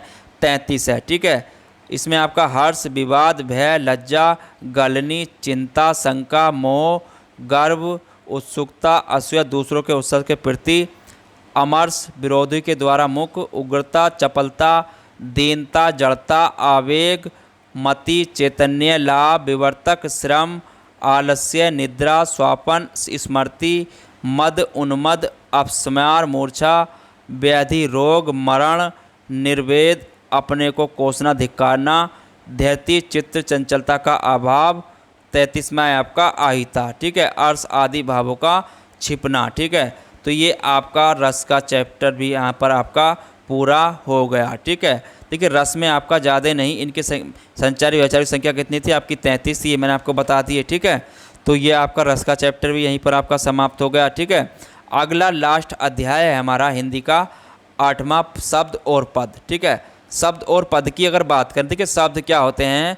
जब शब्द स्वतंत्र रूप से प्रयुक्त होते हैं और वाक्य के बाहर होता है तो वहाँ पर क्या होता है? आपका शब्द होता है। ठीक है, देखिए पद क्या होता है? पद की बात करें तो जब शब्द वाक्य के अंग के रूप में प्रयुक्त होता हो तो उसे पद कहा जाता है। ठीक है, पद के भेद कितने होते हैं? तो पद 5 प्रकार के होते हैं आपके, संज्ञा, सर्वनाम, विशेषण, क्रिया, अव्यय। ठीक है, तो पद के भेद कितने हैं? 5 हैं। ठीक है, देखिए संज्ञा व्युत्पत्ति के आधार पर 3 प्रकार की होती है। ठीक है, और दृष्टि के प्रकार से 5 प्रकार की होती है। ठीक है, संज्ञा होती क्या है? किसी प्राणु, बस्ती, स्थान, भाव आदि के नाम को हम संज्ञा कहते हैं। ठीक है, संज्ञा के प्रकार की बात करें तो व्यक्तिवाचक संज्ञा, जातिवाचक संज्ञा, द्रव्यवाचक संज्ञा, समूहवाचक संज्ञा, भाववाचक संज्ञा। ठीक है, व्यक्तिवाचक संज्ञा क्या होती है? व्यक्तिवाचक संज्ञा किसी व्यक्ति, स्थान, वस्तु का बोध होता है। ठीक है, जैसे राम, गंगा, पटना आदि। ठीक है, जातिवाचक संज्ञा की बात करें जो किसी जाति का बोध कराती हो। ठीक है, जैसे नदी, पर्वत, लड़की। ठीक है, द्रव्यवाचक संज्ञा की अगर बात करें तो द्रव्यवाचक संज्ञा क्या होती है? देखिए जिससे सामग्री या पदार्थ का बोध होता हो, जैसे सोना, चांदी, तांबा, लोहा, ठोस, तेल, पानी, घी, द्रव, धुआं, ऑक्सीजन, गैस। ठीक है, तो यहाँ पर ठोस का बोध हो रहा है, यहाँ पर द्रव का, और यहाँ पर आपका गैस का बोध हो रहा है। ठीक है, तो ये क्या आपकी द्रव्यवाचक संज्ञा है। ठीक है, आगे बात करें समूहवाचक संज्ञा की तो समूह या समुदाय का जो बोध कराती है वो आपकी समूहवाचक संज्ञा कहलाती है। ठीक है, जैसे वर्ग, टीम, सभा, आयोग, परिवार। ठीक है, बात करें भाववाचक संज्ञा की तो भाववाचक संज्ञा क्या होती है? किसी भाव, गुण, दशा का ज्ञान होता है। ठीक है, क्या होता है इसमें? किसी भाव, गुण, दशा का ज्ञान होता है। ठीक है, जैसे कोहा, यौवन, मिठास। ठीक है, देखिए बात करें लिंग की तो लिंग किसी पुरुष या व्यक्ति, जाति, स्त्री या पुरुष के रूप में पता चलता है। ठीक है, लिंग क्या होता है? किसी पुरुष या व्यक्ति, जाति, स्त्री या पुरुष के रूप में जिसका पता चलता हो। ठीक है, लिंग के द्वारा संज्ञा, सर्वनाम, विशेषण आदि शब्दों, जाति का बोध होता है। ठीक है, हिंदी में लिंग कितने हैं? तो हिंदी में लिंग आपके 2 प्रकार के होते हैं, स्त्रीलिंग और आपका पुल्लिंग। ठीक है, हिंदी में लिंग निर्धारण 3 प्रकार से होता है। ठीक है, एक तो होता है रूप के आधार पर, प्रयोग के आधार पर और आपका अर्थ के आधार पर। ठीक है, देखिए रूप के आधार पर अगर बात करें, रूप के आधार पर पुल्लिंग वे भाववाचक शब्द जिनके अंत में त्वय व यह होता है। ठीक है, तो क्या होते हैं? पुल्लिंग होते हैं। जिन शब्दों के अंत में पा, फन, आव, आवा, खाना जुड़े होते हैं तो वो भी पुल्लिंग होते हैं। स्त्रीलिंग क्या होते हैं? आई, इया, आवट, आहट, ता, इवा प्रत्यय वाले शब्दों को हम स्त्रीलिंग कहते हैं। ठीक है, ई, इनी, नी, आनी, आइन, या आदि प्रत्यय का प्रयोग भी इसमें होता है। ठीक है, बात करें दूसरा प्रयोग के आधार पर। देखिए प्रयोग के आधार पर लिंग निर्धारण के लिए संज्ञा शब्दों के साथ प्रयुक्त विशेषण, कारक चिन्ह, का प्रयोग के आधार पर बनाया जाता है, ठीक है। जैसे पुल्लिंग की बात करें, अच्छा लड़का, ठीक है, राम का चाकू। स्त्रीलिंग की बात करें, अच्छी लड़की, ठीक है, राम की पुस्तक, ठीक है। तो ये क्या हो गए आपके स्त्रीलिंग हो गए, ठीक है। अर्थ के आधार पर अगर बात करें तो अर्थ के आधार पर कुछ शब्द अर्थ की दृष्टि से समान होते हुए भी लिंग से विभिन्न होते हैं, ठीक है, भिन्न होते हैं। जैसे देखिए बात करें कवि का कवित्री, ठीक है, विद्वान का विदुषी होता है, नेता का नेत्री होता है, महान का महती होता है, साधु का साध्वी होता है, लेखक का लेखिका होता है, ठीक है। बात करें वचन की तो वचन का अभिप्राय संख्या से होता है, ठीक है। वचन का अभिप्राय कैसे होता है आपका? संख्या से होता है, ठीक है। जिस रूप से उनकी संख्या या अनेक संख्या का बोध होता हो, ठीक है, तो वो क्या कहलाता है? आपका वचन कहलाता है। हिंदी में वचन कितने हैं? केवल 2 प्रकार के वचन हैं, ठीक है, एक वचन और आपका बहुवचन, ठीक है। देखिए कुछ प्रत्यय जोड़ने से भी बहुवचन बन जाते हैं, ठीक है। जैसे ए, ऐ, या, ओ, वृंद, जन, गण, वर्ग, लोग जोड़ने से भी क्या बन जाएंगे? आपके बहुवचन बन जाते हैं, ठीक है। कुछ शब्द क्या होते हैं? हमेशा बहुवचन में ही प्रयोग होते हैं, ठीक है। जैसे प्राण, दर्शन, आंसू, होश, बाल, हस्ताक्षर, क्या है? ये हमेशा बहुवचन में ही प्रयोग होते हैं, ठीक है। कुछ शब्द हमेशा एक वचन में प्रयुक्त होते हैं, जैसे माल, जनता, सामग्री, सोना, ठीक है। देखिए आदरणीय व्यक्तियों के लिए बहुवचन का प्रयोग किया जाता है, ठीक है। काय का प्रयोग किया जाता है? बहुवचन का प्रयोग किया जाता है, ठीक है। जैसे पिताजी, तुल्ली, आप, ठीक है। कारक, कारक क्या होते हैं? देखिए कारक की अगर बात करें तो कारक संज्ञा या सर्वनाम का वाक्य के अन्य पदों विशेषत क्रिया से जो संबंध होता है उसे हम कारक कहते हैं, ठीक है। जैसे राम ने रावण को बाण से मारा, ठीक है। तो राम क्या है यहाँ पर? कर्ता, रावण क्या है यहाँ पर? कर्म, और बाण क्या है यहाँ पर? कर्ण, ठीक है। कारकों की संख्या कितनी होती है? तो कारकों की संख्या आपकी 8 होती है, ठीक है। कर्ता, कर्म, देखिए कर्ता, कर्म, करण, ठीक है, संप्रदान, आपादान, संबंध, अधिकरण, संबोधन, ठीक है। देखिए कर्ता कारक चिन्ह क्या होता है? ने होता है। कर्म का को ए होता है, करण से के द्वारा, संप्रदान को के लिए ए, आपादान से अलग होना, ठीक है, संबंध का की के रा री रे नानी ने, अधिकरण में पर, संबोधन हे अरे हो, ठीक है। बात करें सर्वनाम की, देखिए सर्वनाम की अगर बात करें तो सर्वनाम क्या होते हैं? सर्वनाम संज्ञा के स्थान पर प्रयुक्त होने वाले शब्दों को हम सर्वनाम कहते हैं, ठीक है। जैसे मैं, तुम, हम, वे, आप, क्या है? आपके सर्वनाम है, ठीक है।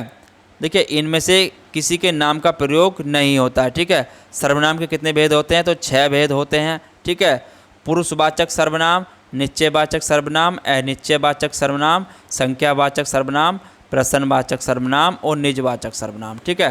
ठीक है, पुरुषवाचक सर्वनाम में किसी पुरुष या स्त्री के नाम के बदले पुरुषवाचक सर्वनाम का प्रयोग होता है, ठीक है। निश्चयवाचक सर्व में निकट या दूर की वस्तुओं का बोध होता है। अनिश्चयवाचक सर्वनाम में निश्चित वस्तु का बोध नहीं होता है। संख्यावाचक संबंधवाचक सर्वनाम में आपका जो होता है आपका किसी दूसरे सर्वनाम से संबंध होता है। प्रश्नवाचक सर्वनाम में प्रश्न करने के लिए प्रयुक्त होता है। निजवाचक सर्वनाम में आप स्वयं के लिए प्रयुक्त होता है, ठीक है। बात करें पुरुषवाचक सर्वनाम की, ठीक है। पुरुषवाचक सर्वनाम 3 प्रकार के होते हैं, ठीक है। उत्तम पुरुष, मध्यम पुरुष, अन्य पुरुष, ठीक है। उत्तम पुरुष में क्या क्या आते हैं आपके? इसमें आते हैं आपके मैं, हम लोग, मैंने, हमने, मेरा, मुझको, मुझको, ठीक है। मध्यम पुरुष में आते हैं आपके तू, तुम, तुझे, तूने, तुम्हें, तुमको, तुमसे, आपने, आपको, ठीक है। अन्य पुरुष में आते हैं आपके वह, यह, वे, ये, इन, उन, उनको, उनसे, इन्हें, उन्हें, इससे, ठीक है, उसको। निश्चयवाचक सर्वनाम, देखिए निश्चयवाचक सर्वनाम क्या होते हैं? निश्चयवाचक सर्वनाम होते हैं आपके निकटवर्ती, यह, ये, ठीक है, दूरवर्ती, वह, वे, ठीक है, क्या है? निश्चयवाचक सर्वनाम है, ठीक है। देखिए बात करें गुणबोधक की, गुणबोधक क्या होते हैं? गुणबोधक होते हैं आपके अच्छा, भला, बुरा, कपटी, झूठा, सच्चा, पापा, पापी, न्यासी, सीधा, सरल, ठीक है। तो ये क्या है आपके गुणबोधक सर्वनाम, ठीक है। आकार बोधक सर्वनाम की बात करें तो गोल, चौकोर, तिकोना, लंबा, चौड़ा, नुकीला, सुडौल, मोटा, पतला, ठीक है। ठीक है, बात करें आगे संख्यावाचक विशेषण की, ठीक है। संख्यावाचक विशेषण क्या होते हैं? संख्यावाचक विशेषण की अगर बात करें तो संख्यावाचक विशेषण वे होते हैं जो शब्द, संज्ञा या सर्वनाम की संख्या का बोध कराते हों, उन्हें हम संख्यावाचक विशेषण कहते हैं। ठीक है, ये कितने प्रकार के होते हैं आपके? 2 प्रकार के होते हैं, निश्चित संख्यावाचक और अनिश्चित संख्यावाचक। ठीक है, निश्चित संख्यावाचक संख्या का बोध होता है, जैसे 10 लड़के, 20 आदमी, 50 रुपये। गणनावाचक में क्या होता है? 1, 2, 4। क्रमवाचक में पहला, 10वां, 100वां, चौथा। आवर्तीवाचक में आपका तिगुना, चौगुना, दोगुना। ठीक है, समुदायवाचक में आपका चारों, आठों, तीनों। ठीक है, अनिश्चितवाचक में आपका संख्यावाचक। देखिए, अनिश्चितवाचक संख्यावाचक क्या होता है? जैसे, कुछ, कई, सब कुछ। ठीक है, परिमाण बोधक विशेषण क्या होता है आपका? जिन विशेषणों से संज्ञा या सर्वनाम के परिमाण का बोध होता है उन्हें परिमाण बोधक विशेषण कहते हैं। ठीक है, इनके भेद कितने होते हैं? तो 2 भेद होते हैं, निश्चित परिणाम बोधक, अनिश्चित परिणाम बोधक। ठीक है, निश्चित परिणाम बोधक में क्या होता है आपका? 10 किलो, 5 कुंटल। ठीक है, अनिश्चित परिणाम बोधक में आपका बहुत थोड़ा। ठीक है, देखिए बात करें क्रिया की, तो क्रिया क्या होती है? क्रिया जिस शब्द से किसी कार्य का होना या करना समझा जाए उसे हम क्रिया कहते हैं। ठीक है, जैसे खाना, पीना, पढ़ना, सोना। ठीक है, धातु की बात करें तो धातु क्या होती है? धातु क्रिया के मूलांश को धातु कहते हैं। धातु से ही क्रिया के सब रूपों के अंत में धातु उपस्थित रहती है। ठीक है, जैसे चलना क्रिया में चल धातु है, पढ़ना क्रिया में आपकी पढ़ धातु है। प्राय धातु में न प्रत्यय जोड़कर क्रिया का निर्माण होता है। ठीक है, धातु के 2 भेद होते हैं। ठीक है, धातु के भेद कितने होते हैं? 2 भेद होते हैं, मूल धातु और यौगिक धातु। देखिए, मूल धातु क्या होती है? मूल धातु वह स्वतंत्र होता है जिसे किसी अन्य शब्द पर निर्भर नहीं होती है। ठीक है, जैसे जा, खा, पी, रह। ठीक है, यौगिक धातु क्या होती है? यौगिक धातु आपकी मूल धातु में प्रत्यय लगाकर कई धातुओं को संयुक्त करके अथवा संज्ञा और विशेषण में प्रत्यय लगाकर बनाई जाती है। ठीक है, ये कितने प्रकार की होती है? तो 3 प्रकार की होती है। प्रेरणार्थक क्रिया, ठीक है, प्रेरणार्थक क्रिया, यौगिक क्रिया धातु। ठीक है, प्रेरणार्थक क्रिया धातु की बात करें तो अकर्मक एवं सकर्मक दोनों प्रकार की क्रियाएं से बनती है। ठीक है, इसमें क्या होता है? आना जोड़ने से प्रथम प्रेरणात्मक, बाना जोड़ने से द्वितीय प्रेरणात्मक क्रिया का रूप बन जाता है। ठीक है, जैसे मूल धातु प्रेरणा धातु की बात करें, जैसे उठ आना तो उठाना, उठवाना, उठवाना। ठीक है, उठ प्लस वाना क्या हो गया आपका? उठवाना। यौगिक क्रिया धातु की बात करें, देखिए यौगिक क्रिया धातु क्या होती है? 2 या 2 से अधिक धातुओं के संयोग से यौगिक क्रिया बनती है। ठीक है, कौन सी बनती है? यौगिक क्रिया बनती है। जैसे रोना, धोना, खा लेना, उठ बैठना, उठ जाना। ठीक है, आगे बात करें नाम धातु की। ठीक है, नाम धातु क्या होती है? संज्ञा या विशेषण से बनने वाली धातु के नाम को हम नाम धातु कहते हैं। ठीक है, जैसे गाली से गरियाना, लात से लतियाना, बात से बतियाना। ठीक है, देखिए बात करें अनिश्चयवाचक सर्वनाम की। देखिए, अनिश्चयवाचक सर्वनाम क्या होते हैं? प्राणी बोधक होते हैं, जैसे कोई, वस्तु बोधक, कुछ। ठीक है, संबंधवाचक की अगर बात करें, जो, सो। प्रश्नवाचक सर्वनाम क्या होते हैं आपके? प्राणी बोधक में बात करें तो कौन, कौन। ठीक है, वस्तु बोधक में बात करें क्या, क्या। ठीक है, निजवाचक सर्वनाम की बात करें तो इसमें क्या होता है आपका? आप। ठीक है, चलिए आगे बात करें विशेषण की। देखिए, विशेषण क्या होते हैं? परिभाषा की बात करें तो संज्ञा या सर्वनाम की विशेषता बतलाने वाले शब्दों को हम विशेषण कहते हैं। ठीक है, विशेषण के कितने भेद होते हैं? 4 भेद होते हैं। पहला है आपका सार्वनामिक विशेषण। ठीक है, विशेषण के रूप में प्रयुक्त होने वाले सर्वनाम को सार्वनामिक विशेषण कहा जाता है। ठीक है, देखिए पहले बात करें मौलिक सार्वनामिक विशेषण की, जो सर्वनाम बिना रूपांतर के मौलिक रूप से संज्ञा के पहले आकार उसकी विशेषता बतलाते हैं, उन्हें इस वर्ग में रखा जाता है। जैसे यह, वह, कोई। ठीक है, यौगिक सार्वनामिक विशेषण की बात करें, जो सर्वनाम रूपांतरित होकर संज्ञा शब्दों की विशेषता बतलाते हैं, उन्हें यौगिक सार्वनामिक विशेषण कहते हैं। ठीक है, जैसे ऐसा, कैसा, जैसा। ठीक है, अगला आता है आपका गुणवाचक विशेषण। गुणवाचक विशेषण क्या होते हैं? जो संज्ञा अथवा सर्वनाम के गुण, धर्म, स्वभाव का बोध कराते हों। ठीक है, तो वो क्या कहलाते हैं? आपके गुणवाचक विशेषण कहलाते हैं। ठीक है, जैसे काला बोधक तो नया, पुराना, ताज़ा, मौसमी, प्राचीन। ठीक है, रंग बोधक लाल, पीला, काला, नीला, बैगनी, हरा। ठीक है। दशाबोधक, ठीक है, मोटा, पतला, युवा, वृद्ध, गीला, सूखा। ठीक है, ये क्या उससे हो गए? दशाबोधक। ठीक है। तो हिंदी का रिवीजन जो मैंने आपको सारा करा दिया है। ठीक है, बहुत जल्दी मैंने स्पीड में कराया है। ठीक है, तो आप इसकी रिवीजन क्लास थी इसलिए मैंने आपको तेज़ कराया है, जो कि कम समय में आपका कवर हो जाए। ठीक है। इससे संबंधित हिंदी की अगर वीडियो देखना चाहते हैं तो डिस्क्रिप्शन में लिंक दिया हुआ है, वहाँ से आपकी चैप्टर वाइज दी हुई हैं, आप उनको देख सकते हैं। ठीक है। चलिए फिर मिलेंगे अगले टॉपिक के साथ। चैनल को लाइक शेयर सब्सक्राइब करते रहें। धन्यवाद।